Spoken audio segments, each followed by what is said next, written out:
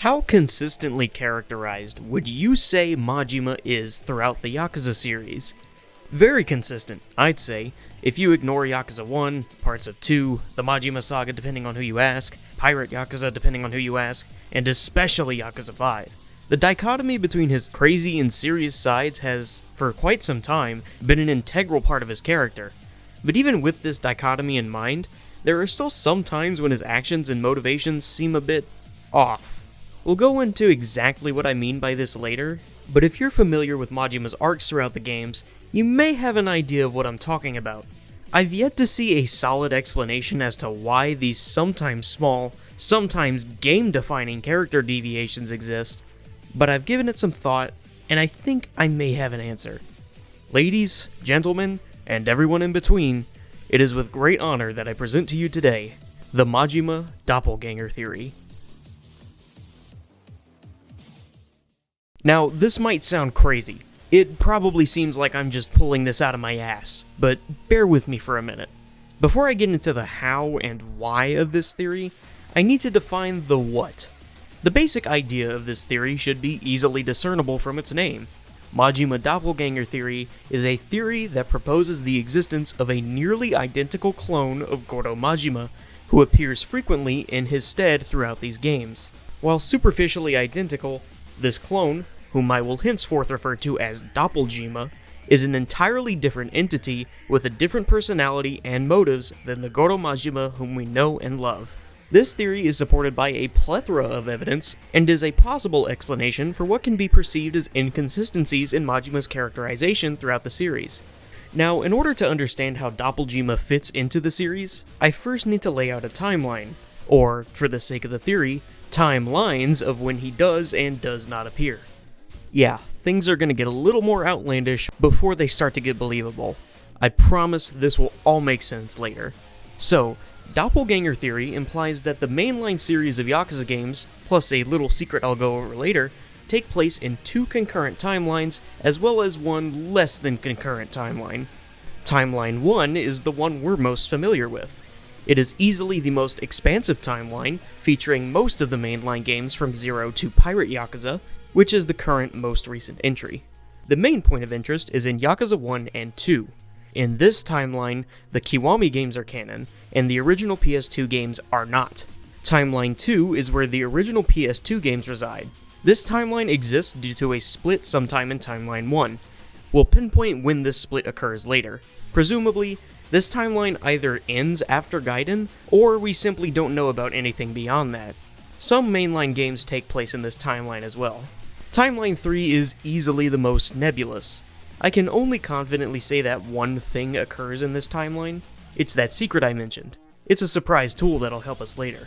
So where does Doppelganger appear in these timelines? Well, timelines 2 and 3 are very easy to summarize. Timeline 2 is the timeline where Doppelganger was never created, and therefore does not exist. In Timeline 3, Doppelganger does appear temporarily in the one entry known to exist in it. So that just leaves Timeline 1. Let's go through all the games one by one. Yakuza 0 is the easiest game to explain, as Doppelganger does not exist at this time in the story. Therefore, this game is occupied 100% by the real Majima. Yakuza 1/Kiwami are a lot more complicated, however, and are actually one of the strongest pieces of evidence for Doppelganger's existence. Majima acts noticeably different in this game compared to future entries. There are many scenes in this game where Majima is portrayed as excessively violent or reckless, far more so than how he is in later games. He nearly beats one of his underlings to death at the beginning of the game, he holds a woman at knife point while asking her to be his girl, he crashes a goddamn truck into a building, and I think worst of all, he kidnaps Haruka in this game, all just to have Kiryu fight him. The real Majima, especially post-Zero, is not above being theatric. Hell, just look at the way he gets Kiryu to fight him in Yakuza 3. But stuff like that is nothing compared to the lengths he goes to in Yakuza 1. I find it especially out of character for him to kidnap Haruka just to fight Kiryu. That seems way too far for him, especially with how he comments on their relationship later in the series, where he acknowledges just how deeply Kiryu cares for her. As for when he beats one of his men within an inch of his life, twice, wasn't a major part of Majima's character in Yakuza 0 that he couldn't bring himself to actually kill someone? And now he's being this wantonly violent? I find that extremely hard to believe. This is already enough to raise some eyebrows, but what if I told you that of the 4 times that you fight with or against Majima in the main story, 3 of them feature Doppelganger instead of the real Majima? Let me explain. The 4 fights in question are the Majima Everywhere tutorial, the first story fight, the dock fight, and the second story fight. The Majima Everywhere tutorial is actually the hardest one to prove as Doppelganger, and I'll circle back to this one after establishing some rules for identifying him. The first story fight is easily identifiable as Doppelganger though, as we already know that this fight starts as a result of Majima kidnapping Haruka, and that he beats one of his men in the cutscene immediately prior. The fight itself is also suspect. This is the only fight in the series where Majima fights you with his underlings, which kind of goes against the whole wanting to specifically fight Kiryu thing, but also, this fight starts a running trend of Doppelganger either choosing to not use the Mad Dog style, or using an imperfect version of it. In this game, he does use the normal version of Mad Dog, but crucially, he switches to Slugger partway through the fight. This is a small detail, but it'll make more sense when we go over what the real Majima does in this game. A final detail is the choice of music. Majima's battle theme in this game is Receive You the Madtype. This theme is exclusively used for Doppelganger. Real Majima does not use this song, and an example of this is the dock fight. This fight does not play Receive You the Madtype. Now you could make the argument that this is because you're fighting with Majima, not against him, and sure, I'll accept that. I have a far more concrete example later, but do note that Majima exclusively uses the Mad Dog style in this fight. And despite being stabbed in his first story fight, he is not bandaged when you see him prior to this fight. Finally, there's the second story fight. We can assume that both Majimas would be bandaged prior to this fight, which means that the Majima we fight could be either, just based off of appearances. However, remember that this fight is after the truck crash and hostage scenes. On top of that, this fight uses Receive You the Madtype, and sees Majima switching off of Mad Dog into another style again, this time being Thug. Because of this, it's very safe to say that this is Doppelganger. That's all of the story fights, but there's one more thing in this game that we need to cover in order to really solidify the evidence for Doppelganger's existence, and to begin to understand why he exists. Majima Everywhere is the gameplay system unique to the Kiwami remake of Yakuza 1. Majima will attack you randomly on the street, and will periodically initiate a special event, which also ends up with you fighting him. It's not immediately clear whether or not these are Majima, Doppelganger, or even both. But I have a reason to believe that, for the most part, these are the work of Doppelganger. These fights will often have Doppelganger use one of the non-Mad Dog styles, though he can use Mad Dog style. Also notice how Doppelganger's breaker style is red when Majima's is pink. The fights normally just use a standard battle theme, while these special fights all use a standard battle theme or Receive You the Madtype. All but 2 of them. One is the zombie Majima fight, which we're not really concerned with right now, and the other is the final showdown. In this fight, the battle theme that plays is Receive You the Prototype, Majima's theme from Yakuza 1. Notice how Majima also exclusively uses Mad Dog in this fight. The reason why I put so much weight on Mad Dog style and Receive You the Prototype specifically are because these are the ones that Majima uses in OG Yakuza 1. I've already stated that this game takes place in an alternate timeline where Doppelganger does not exist. I'll get to why that is later, but for now, if we just assume that these are the same person, it makes sense that these traits would be shared. There are still a few discrepancies in Kiwami, however. Doppelganger is shown using the Mad Dog style, even if he seems to not prefer it, and if we assume that Doppelganger is out of commission between the first and second story fights, then why can you activate Majima Everywhere fights? At least until the real Majima is also taken out after the dock fight. This ties into one of the possible explanations of why Doppelganger exists in the first place. But if my theory is correct, then real Majima and Doppelganger are working together, at least in this game. We also need to cover how Doppelganger exists to truly comprehend this explanation, but for now, I'll create a truncated, complete timeline to put this all together. At this time, we know that Yakuza 0 occurs in Timeline 1 without issue. Sometime during or after 0, but before Kiwami, a timeline split occurs. Kiwami happens in Timeline 1, where we know that Doppelganger exists. The original Yakuza occurs instead in Timeline 2, where Doppelganger does not exist. This explains the lack of Majima Everywhere and the dock fight in that game. You may be wondering why Timeline 2 Majima acts almost identically to Doppelganger. I have a sub-theory about this which we'll cover later, but for now, the existence of similarities between the two real versions of Majima, such as the preference for Mad Dog style and the usage of Receive You the prototype, support the idea of Doppelganger as a distinct entity. Going into the events of Kiwami in Timeline 1, we assume for now that Doppelganger and Majima are working together for Majima Everywhere, which explains the gap in Doppelganger's appearances, why Majima has a distinct theme, and other things like how Goromi has knowledge of Zero's events, despite Doppelganger most likely being created after Zero and not during it. If the two of them were working together, it could explain why Doppelganger knows the true Mad Dog style, even if he's not totally comfortable with it. It could also explain why only some special fights use Receive You the Madtype, as a subtle hint as to who you're fighting. This lines up with Goromi, as her fight uses a standard battle theme and not Receive You the Madtype. Knowing that it's plausible for Doppelganger to know the Mad Dog style, it makes sense that the Majima Everywhere tutorial fight is Doppelganger, as despite him using it, it is playing Doppelganger's theme. And I believe that's all I have to say for Kiwami, at least as far as the timeline is concerned. I believe Kiwami's events are enough to convince most people that Doppelganger is at least potentially real, but if you don't believe me just yet, Kiwami 2 offers additional supporting evidence. Now, what I'm about to say might be a little unbelievable, but I am of the belief that Majima does not appear during the events of Kiwami 2, at least in the main game. The real Majima only appears during the Majima saga, and I do have the evidence to prove it.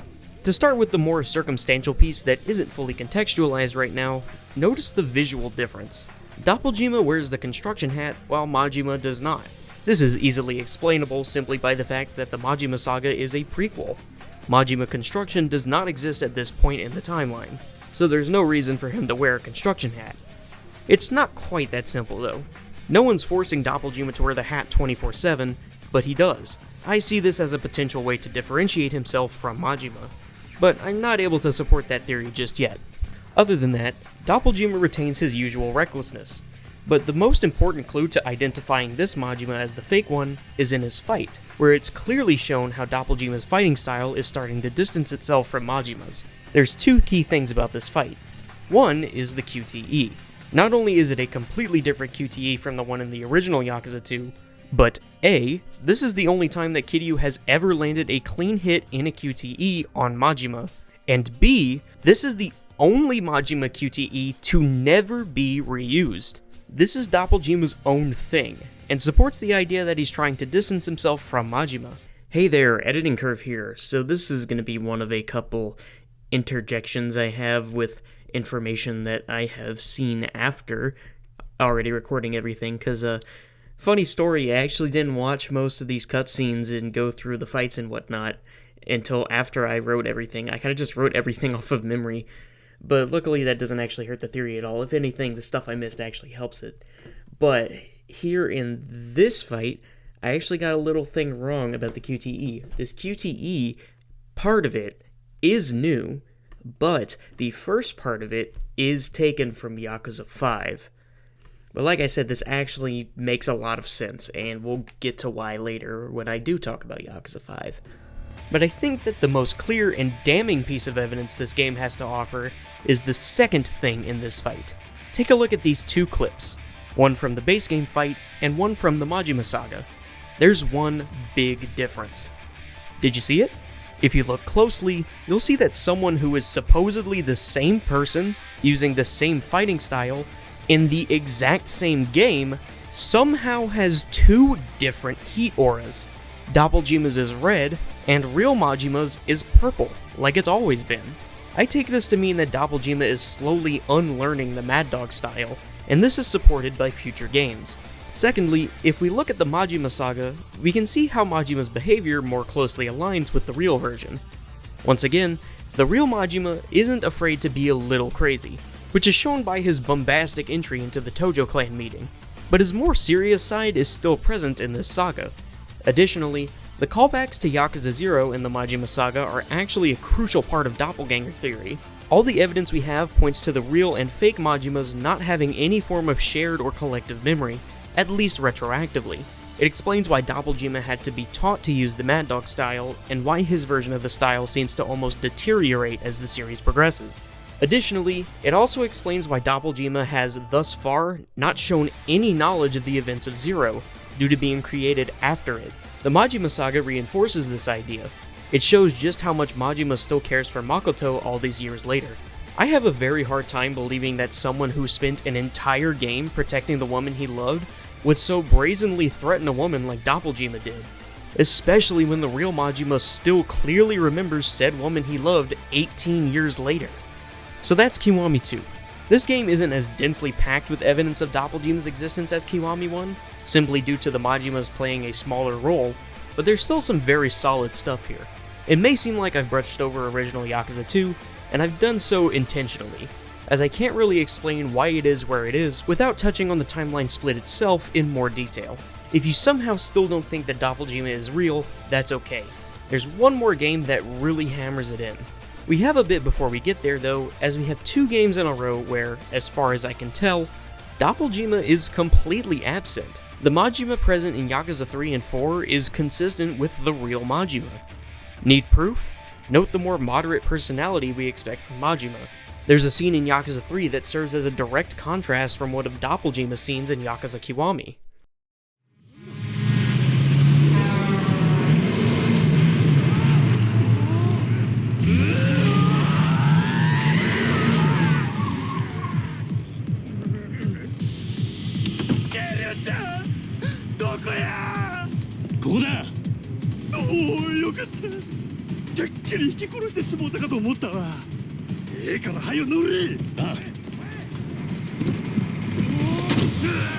I don't really think I need to explain this. Doppelganger is more concerned about sheer chaos and destruction, while Majima is more concerned about causing just enough of a disruption to safely evacuate Kiryu from the situation. Editing curve again. Another thing I didn't really notice until watching the cutscenes is that after the fight in Yakuza 2 with Majima, he doesn't take Kiryu's hand to help him up, but the real Majima in Yakuza 3 does. Just a small detail I thought you should know. Well, what about Yakuza 4? Well, the Majima in this game is far and away the least chaotic he's been in the series up to this point. You may be wondering about Minami. He kinda just appears in this game, and he certainly acts in a similar manner to Doppelganger. But no, he's not connected at all. I can prove this with the recently released RGG calendar, which provides official birthdays for many characters in this series. Minami's birthday is officially August 7th, 1982. This predates Zero, and therefore makes it impossible for him to be connected. I would take this with a grain of salt though, as this calendar is a blatant lie. No, RGG, I do not believe that Sayako is only 5 years older than Haruka. No, RGG, I do not believe that Shibusawa is 41 in Yakuza 0. No, RGG, I do not believe that Shimano is almost 60 in Yakuza 1. No, RGG, I do not believe that despite being literally indistinguishable from each other, Joji Kazuma is 3 years younger than Shintaro Kazuma. No, RGG, you cannot retcon Park into being 10 years older than she is clearly stated to be in Yakuza 5. It's really dumb, but there isn't anything inherently wrong with Minami being born in 1982, so that part's fine. Other than that, I see no reason to believe that Doppelganger is in Yakuza 4. And don't worry, I do have an explanation for this gap in appearances. All of that being said, Yakuza 5 is next, and it is the game where Doppelganger has the single biggest impact on the narrative. You may already know some of the things Majima is infamous for doing in this game. He's a surprising pushover, being easily manipulated by Kurosawa throughout the entire game. He's stated to be dead at the end of Kiryu's part, and he beat his barely legal wife who was 10 years younger than him because she got an abortion. This is a stark contrast from what we know the real Majima to be like. But guess what can easily explain all of this? That's right, Doppelganger. But I think we need to take a step back into Yakuza 4 to understand why he's suddenly back after being absent for the past 6 years. Do you remember what happened to Majima towards the end of Yakuza 4? He gets arrested, and after that, we don't see him again for the rest of the game. Correction, we do see him one more time, but only at the very end of the game, at the very end of the post-credits. He doesn't even get a word in, that's how brief it is. My theory about what exactly is going on here still lines up even if this is the case, though. We don't see him get out of prison, it's kind of just implied that he does going into Yakuza 5.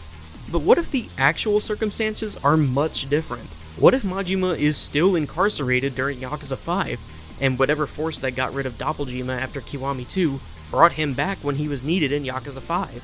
It sounds far-fetched, but it would certainly explain why Yakuza 5 only features Doppelganger. The earliest known instance of Majima in Yakuza 5 is in the prologue of Saijima's part, which takes place just after Yakuza 4. There's one big hint at this being Doppelganger instead of the real Majima. Doppelganger chooses not to fight Saijima to prepare him for prison, and instead forces him to fight his men. Doppelganger isn't opposed to fighting, clearly, but knowing what we know, this makes sense.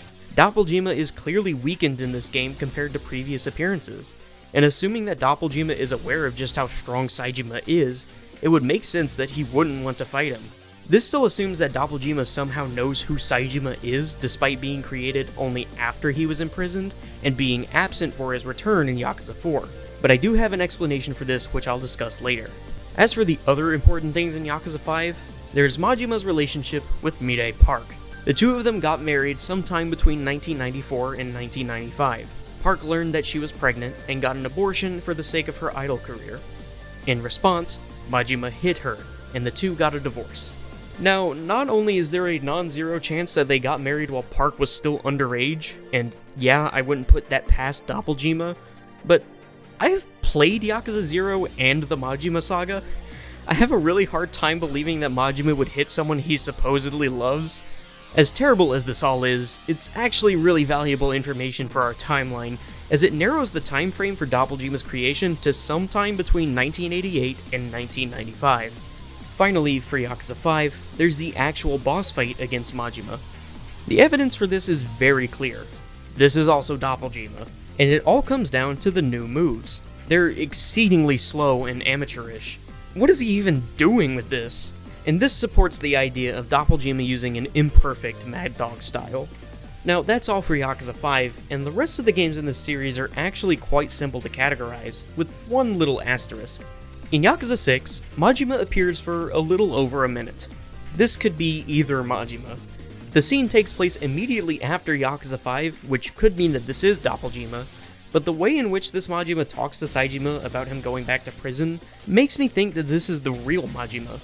But if it were to be the real one, that means Majima would have to get out of prison at the exact time for him to not be able to fight Saijima, but still be able to see him off before he leaves. That seems pretty unlikely, but it doesn't matter that much either way due to how inconsequential his role in this game is. For Yakuza 7, Majima is definitely out of prison at this point, and I'm confident that the Majima we see is the real one. Gaiden throws a wrench in things a bit. For all intents and purposes, Gaiden is meant to run parallel to Yakuza 7, but there's one small detail that messes things up. Remember how I pointed out the discrepancy between Doppelganger's heat aura and Majima's heat aura in Kiwami 2? Real Majima's Mad Dog heat aura has consistently been purple, while Doppelganger has shown the ability to change his Mad Dog aura color. That being said, why is Majima's aura yellow? It makes absolutely zero sense for this to be Doppelganger, as this game features the same events of a game that we know features exclusively the real Majima. I know of only one possible answer to this conundrum. This is neither the Majima we know, nor Doppelganger.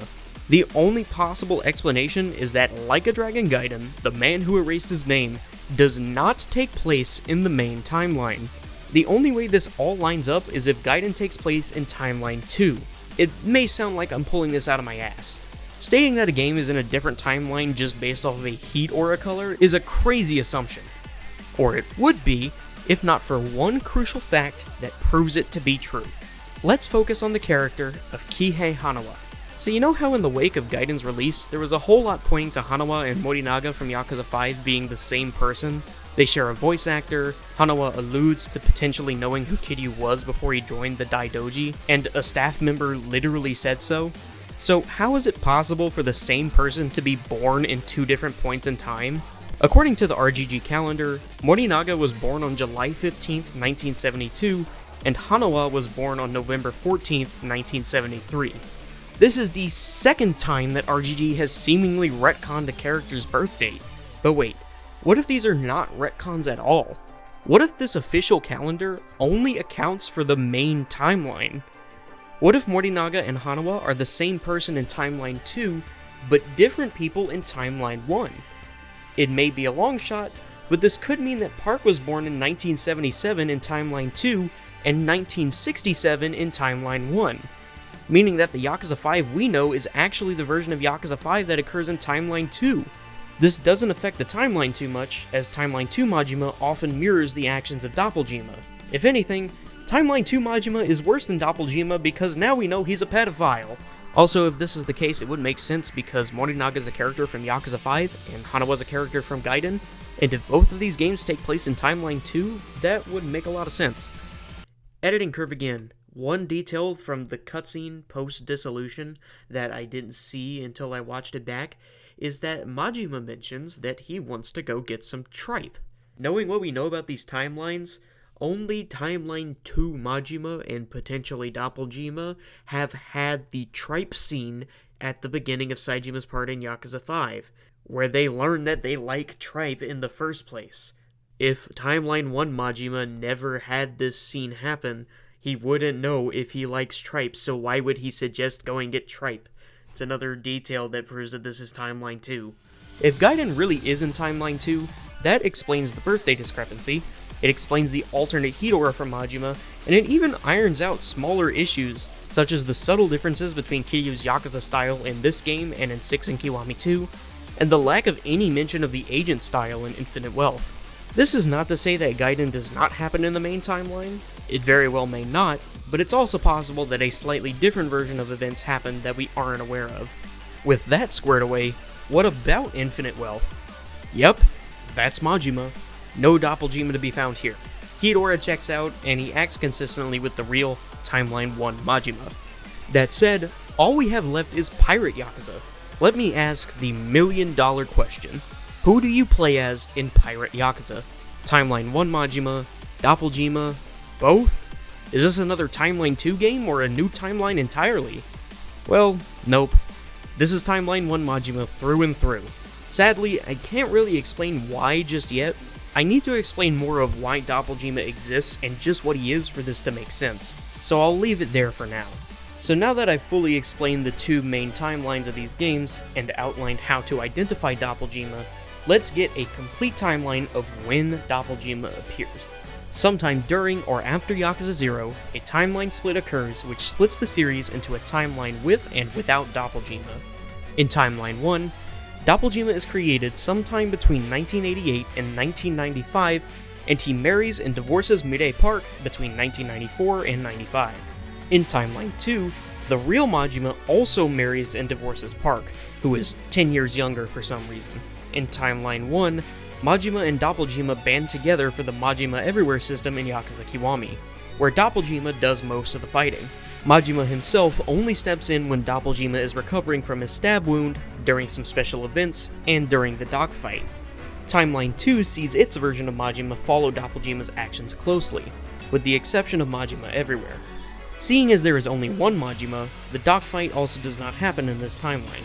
The Majima saga either does not occur in Timeline 2, or follows a heavily altered series of events, and Yakuza 2 itself plays out as normal with Timeline 2 Majima mirroring Doppelganger's actions. In Timeline 1, the Majima saga does happen as shown and involves the real Majima, whereas Doppelganger is the frontrunner in base Kiwami 2.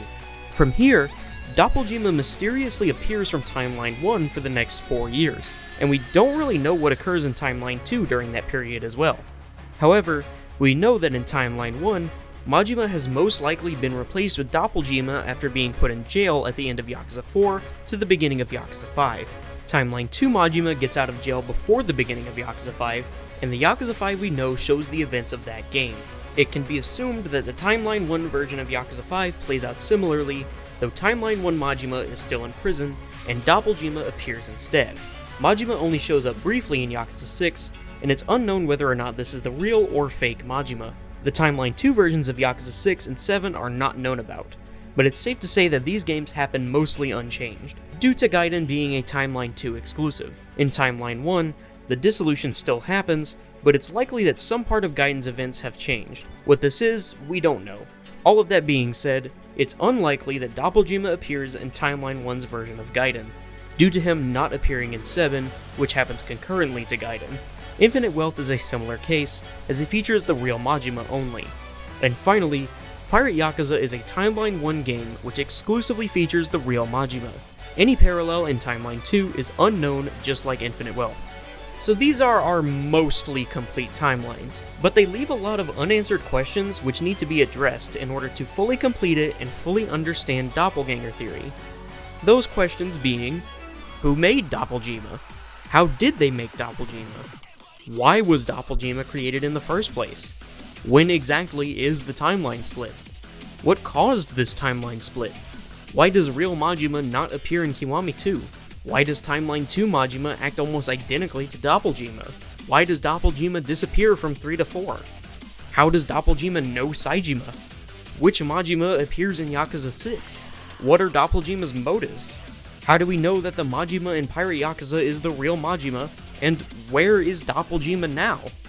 Let's go through this list, beginning with just how Doppelganger came to exist in the first place. Now, Doppelganger's existence does have an actual explanation behind it, and he's not someone who just spontaneously came to be.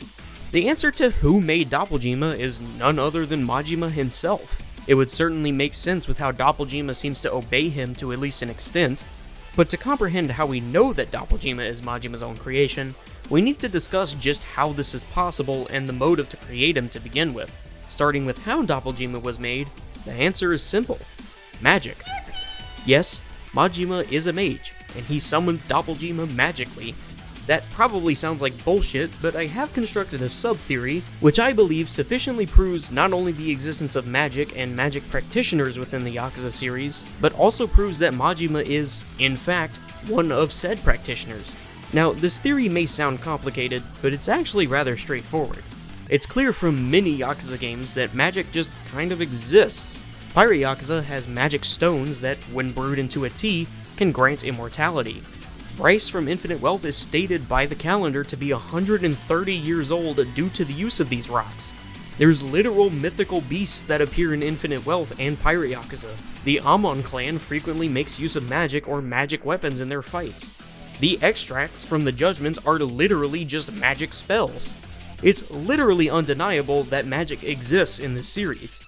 You may ask, however, is there any instance of specifically cloning magic that would support Doppelganger theory? Why yes, and it comes from none other than Goro Majima himself. Majima first displays the ability to summon clones of himself in his boss fight in Yakuza 5. Now, we know that this is Timeline 2 Majima and not Timeline 1. If you need proof of Timeline 1 Majima doing this, however, look no further than Yakuza 7, Infinite Wealth, and Pirate Yakuza. Majima will summon clones when you fight him in both RPG games, and you can summon the clones yourself when you play as him in Pirate Yakuza. It all fits together perfectly, but there is one caveat. Most of these instances of magic are gameplay exclusive. At most, they may be a minor detail in the plot, but don't actually affect the story in any significant manner. You could dismiss these as liberties taken for the gameplay segments and nothing more. And to that I say,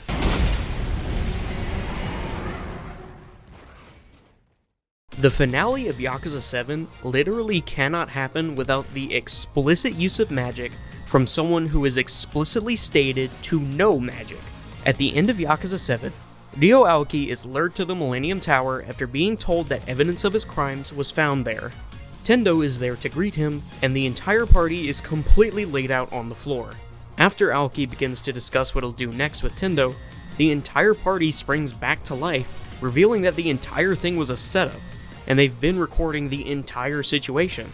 But if Tendo is on Aoki's side, why would he play along with this plan? It's simple. The real Tendo was actually defeated by Ichiban and the gang, and this Tendo is none other than Mirror Face, an assassin with the ability to perfectly impersonate anyone, down to changing his entire body shape and voice to seamlessly match that of his target. Such a thing is literally impossible in real life, so the only possible way that this could happen is via some kind of magic. A type of cloning magic, no less. This is irrefutable evidence that this kind of cloning magic is feasible within this universe, and that Majima himself does practice it. But even though we now know that Majima is capable of summoning clones via magic, Doppelganger does not fit the profile of his usual clone summons. For one, the clones normally resemble Majima's silhouette, rather than being a spitting image of him. While Doppelganger does seem somewhat obedient to Majima, it's nowhere near the puppeteer-like control Majima has over his normal clones. Doppelganger does seem to have a degree of autonomy. And finally, Majima's normal clones are much weaker than Majima himself. At their weakest, they literally die in one hit, and will disappear on their own after some time. While Doppelganger isn't quite on the same power level as Majima, he's still a force to be reckoned with. The strongest feat we know of for Doppelganger specifically is when he single-handedly brings down an entire squadron of Goryu men in Kiwami 2. And while never winning, we have seen him put up a decent fight against Kiryu in Kiwami 1 and 2. We can also assume that he fought and lost to Saejima in Timeline 1's version of Yakuza 5. As for longevity, in Yakuza 5, which is the last confirmed appearance of Doppelganger, it would mean that he's been around for anywhere between 17 and 24 years. This points to Doppelganger being a far more advanced type of clone compared to the ones that Majima summons in groups during fights. So then, assuming that Doppelganger is an advanced clone of sorts, why was he summoned by Majima?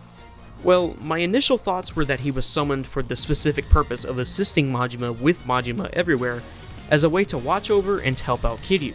But that theory has some problems. Not only does it conflict with when we know Doppelganger was summoned, as it wouldn't make sense for Majima to summon him before Kiryu goes to prison, and if for some reason he decided to do it while Kiryu is in prison but before he gets out, the timing overlap is so small that it would require Doppelganger to be summoned, get married with Park, and divorce Park all within about 3 months. Hey guys, so I need to discuss this whole Park and Majima marriage thing a little more, because there's some stuff that I really need to clarify. This could be seen as a kind of big hole in the theory, but assuming that Doppelganger also married Park when she was 18, according to the calendar in Timeline 1, that would mean that that would be in 1985, which doesn't make sense for the theory. It's outside of our boundary of when we know Doppelganger was born. Not really born, kind of created. But it's outside of when we know he was created. But there's always the possibility that he wasn't married to Park until after she was 18 in Timeline 1, so it doesn't really act as a hole in the theory, but either way, turns out Park being born in 1967 was a mistake, and RGG fixed it on the calendar.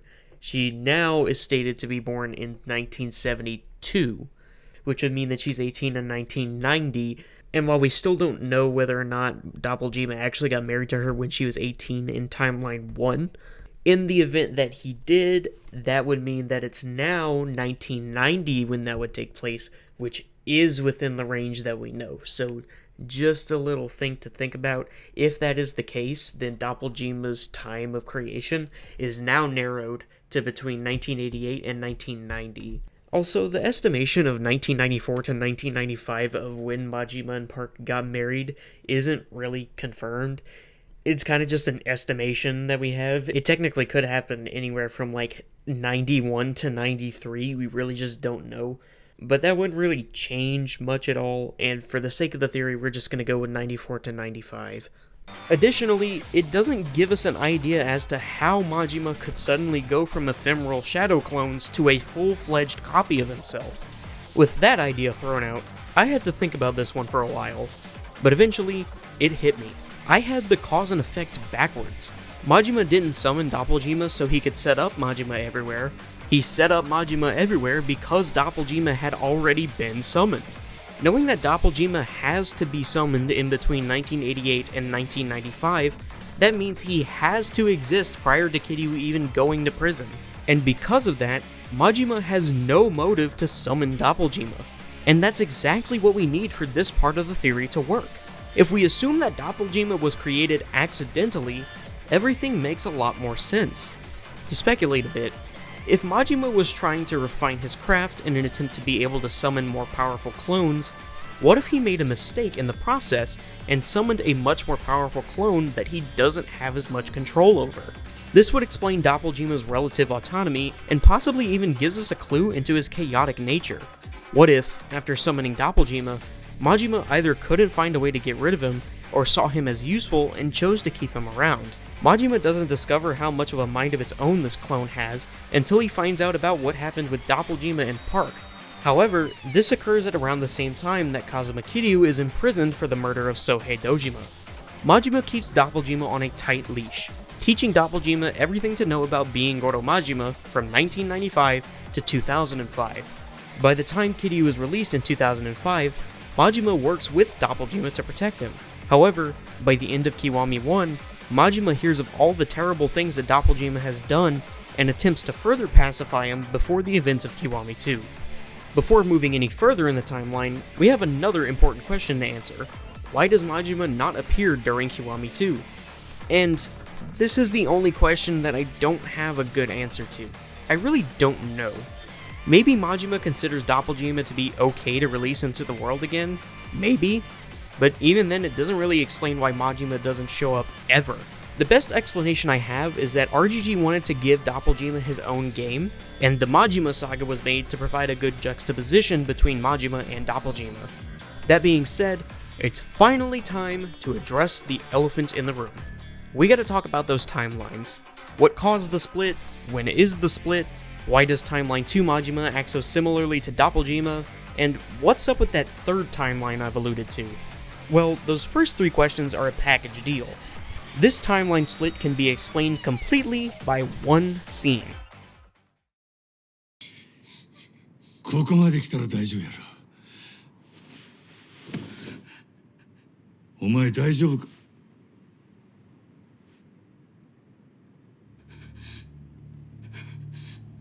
おい、何を？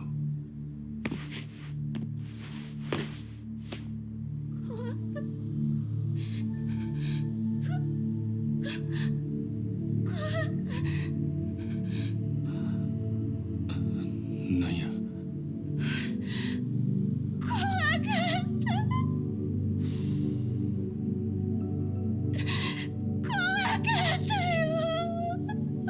大丈夫や。もう大丈夫や。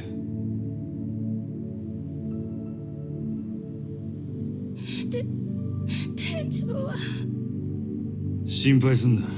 奴も逃げた。すぐに会えるはずや。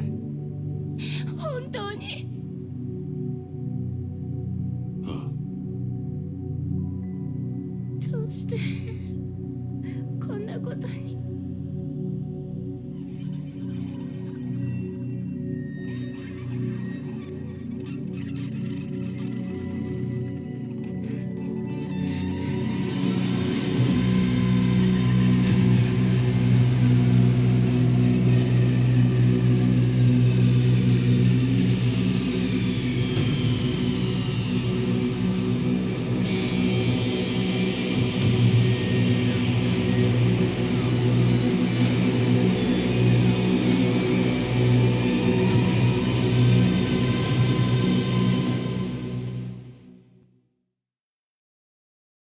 Timeline 2 is the timeline where Majima chooses to kill Makoto, which would most likely occur after this cutscene. In the main timeline, Majima does not kill Makoto after this scene, and the rest of Yakuza 0 plays out the way we're familiar with. In Timeline 2, he kills Makoto, and is presumably allowed back into the Tojo. This also means that Kiryu would have to find a different way back into the Tojo, and it means that Seta would have to find a different avenue to be appointed chairman instead of Seta. Assuming Kiryu blitzes through Kuze and Shibusawa like how he does normally in Yakuza 0, then the interim chairman's reasoning for not appointing Dojima could still apply. But this is all speculation. What's more important is that Majima choosing to kill Makoto drastically changes his personality to be a sort of dark reflection of the Majima we know. It's important to note that despite acting very similarly, Timeline 2 Majima and Doppelganger have very different motives. What are Doppelganger's motives? As far as I can tell, he doesn't have any. Being an imperfect clone, he's simply just a being of pure chaos. He exists to incite disorder. Timeline 2 Majima, on the other hand, that's just who he is. That's what killing Makoto turned him into. There's a small detail I skipped over earlier. It's the fact that Receive You the Prototype plays over Doppelganger's fight in Kiwami 2. How can this be if I stated that this is Timeline 1 Majima's theme? Well, I believe the song is used for very different purposes in both Kiwami games. In Kiwami 1, it's simply used to denote the real Majima. In Kiwami 2, however, it's used to draw a connection between Timeline 2 Majima and Doppelganger.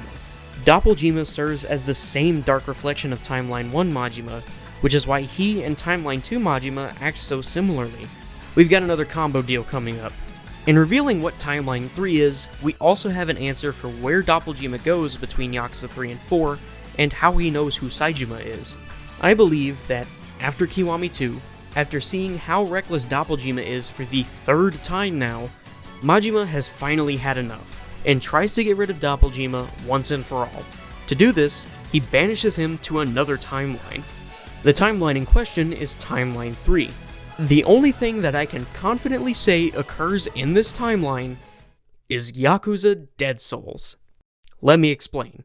We know that this game happens in a different timeline simply from the fact that Ryuji is alive, but how do we know that Doppelganger was sent here specifically? Well, he's finally got an excuse to kill his own men, that's for sure. And judging by how much he relishes in it, we can say that the personality checks out. Notice how he's also not using the Mad Dog style. That would make sense for Doppelganger. But this evidence is circumstantial. But do you remember earlier when I mentioned the 2 Majima Everywhere events with special music? One was the final showdown with Receive the Prototype. Do you know what the other one is?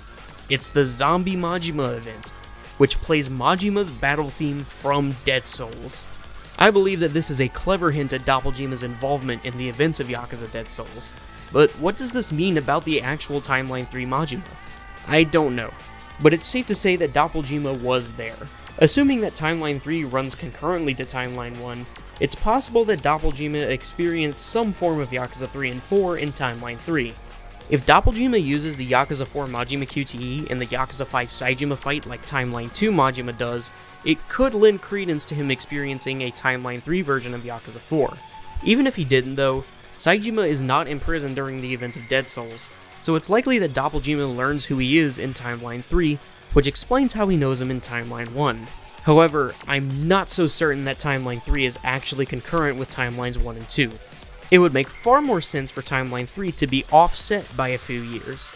If Timeline 3's 2011 takes place at the same time as Timeline 1's 2011, then there's no way for Doppelganger to show up in the prologue to Saejima's part in Yakuza 5. The only way this would work is if Majima got out of prison, saw Saejima off, and then went back to prison, necessitating Doppelganger's presence in the rest of Yakuza 5. If Timeline 3's 2011 takes place a few years or more before Timeline 1's 2011, it could explain how Doppelganger could experience Dead Souls and then still come back in time for Saejima's prologue. Assuming that Majima's still being in prison until the end of Yakuza 5 in Timeline 1 is correct, he likely brought Doppelganger back to Timeline 1 to take his place temporarily, which is how Doppelganger returns to Timeline 1. This begs the question though, which Majima is in Yakuza 6? I've thought about it some more, and I believe that the best answer is actually Doppelganger. I've explained how the timing of Majima's release from prison would have to be ungodly precise, but if we assume that Majima doesn't actually get released until the end of Yakuza 6, it would explain why he doesn't appear for most of that game. If this is the case, we can also assume that he sent Doppelganger back to Timeline 3 or somewhere else entirely. Now, there are only 2 more crucial points that need to be covered before this theory is complete. How do we know that the Majima in Pirate Yakuza is the real Majima, and where is Doppelganger now?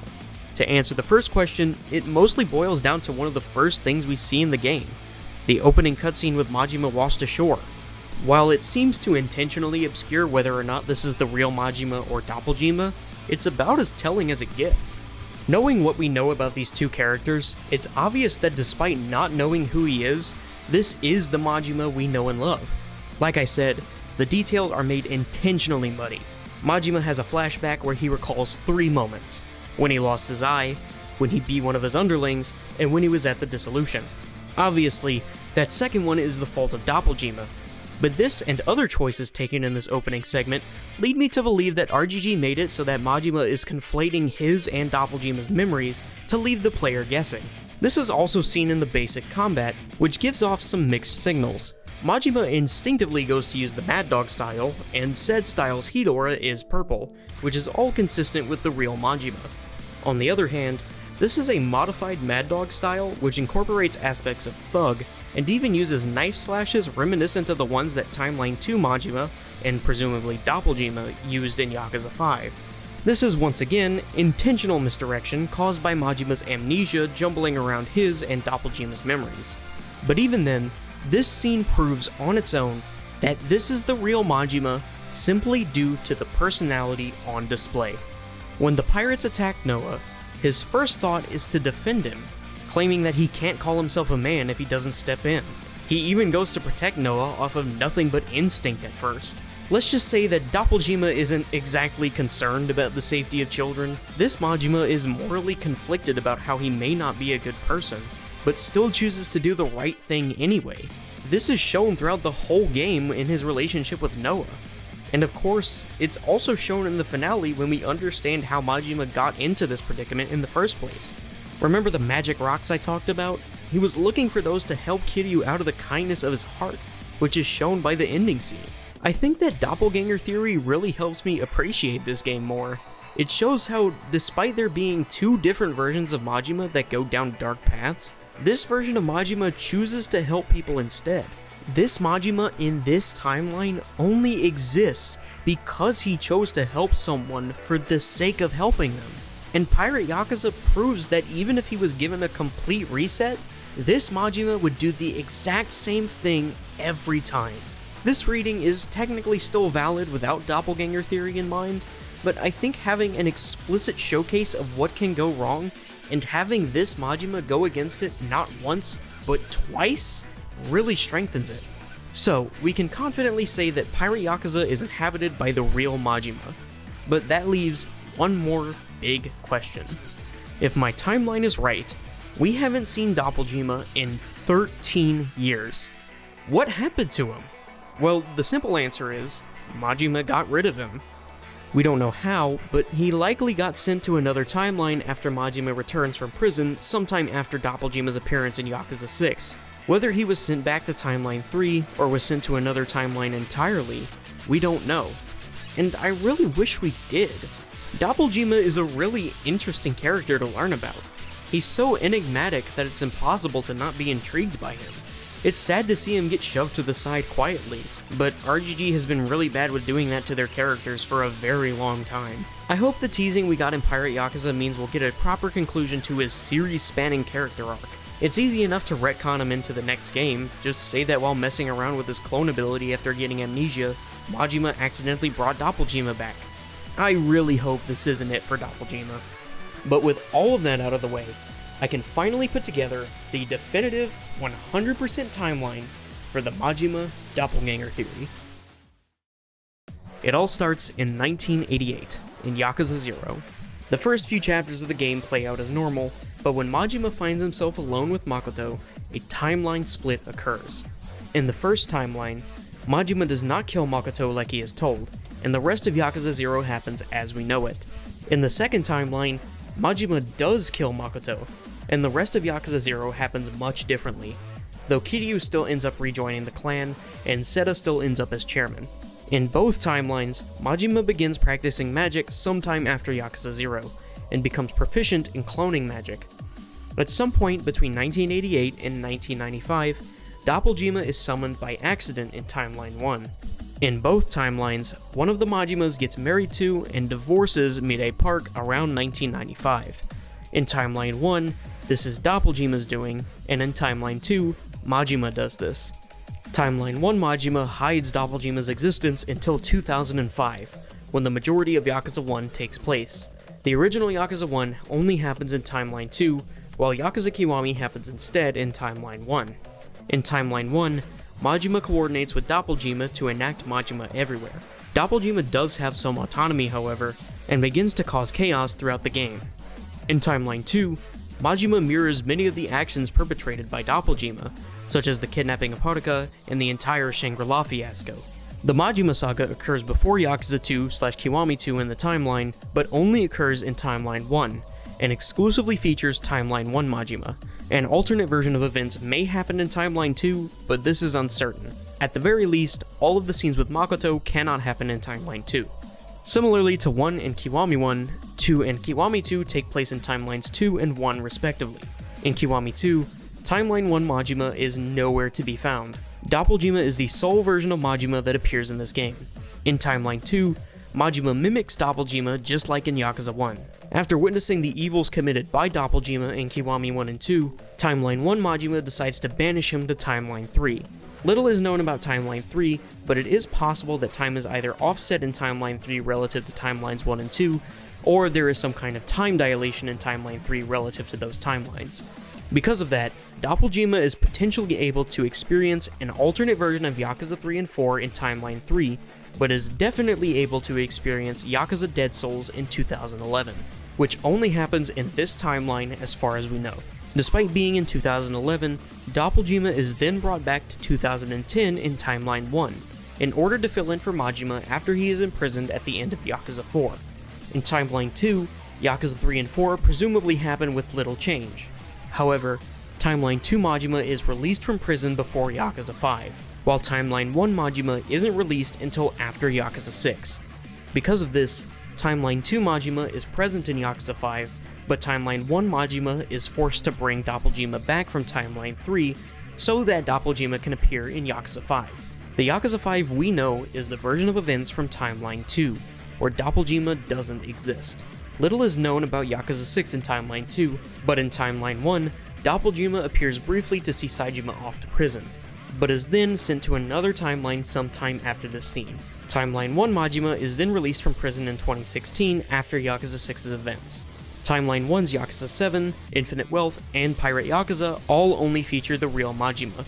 The statuses of all those games are unknown in Timeline 2. Gaiden, however, takes place in Timeline 2, so we know that the dissolution does happen in that timeline. Whether or not Gaiden's events occur in Timeline 1 is not known. And that's it. That's the Majima Doppelganger theory. I hope I've been able to help you understand this little known but series-defining aspect of the games. I want to get people talking about this more. I miss Doppelganger. Let's get hashtag bring back Doppelganger trending on Twitter. Let RGG know that we want to see more of this. Maybe they'll be okay with bringing more attention to Doppelganger and the alternate timelines. Maybe we'll finally get that Dead Souls remake to give us more information about Timeline 3. There's a lot that I want to see explored about this theory. Let me know how you feel about all this in the comments. I'd love to hear your thoughts. But with that said, thanks for watching, and I'll see you next time.